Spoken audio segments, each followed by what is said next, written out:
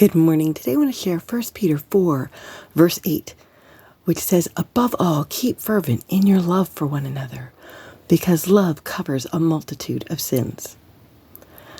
I know that we all probably have someone in our life who annoys us, who's difficult to love. Maybe they've hurt you in your past, or somebody you love. Maybe it's just something that they do that irritates you. It annoys you. Maybe that person is just very negative all the time, or they're in a bad mood, they are mean, whatever it is. So it's hard to be kind to that person, to love them.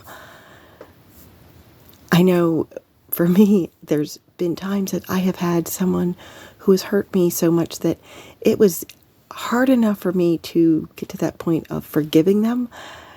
And I this morning was like, I'm supposed to love them too. It can be hard. Been there, done that. I have struggled myself with this issue, this loving people who it can be hard to love. But God was just showing me this morning. First, it was a blanket. I read the part that it covers over a multitude of sins, and I thought of a blanket, and I thought, if I don't make my bed, the sheets are, all wrinkled, I can pull the blanket up and it doesn't make the wrinkles disappear, doesn't make the sheets magically pull themselves up and where they are supposed to be. But I don't see those wrinkles as much.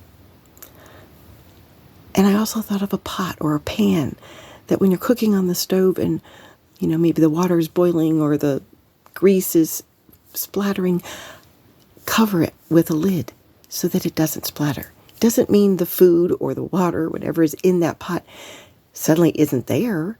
It just means you covered it so you can't see it. And that's what choosing to love someone is. And notice I said choosing, because a lot of people think love is just an emotion that you feel. But love is actually a choice. You can choose to love somebody.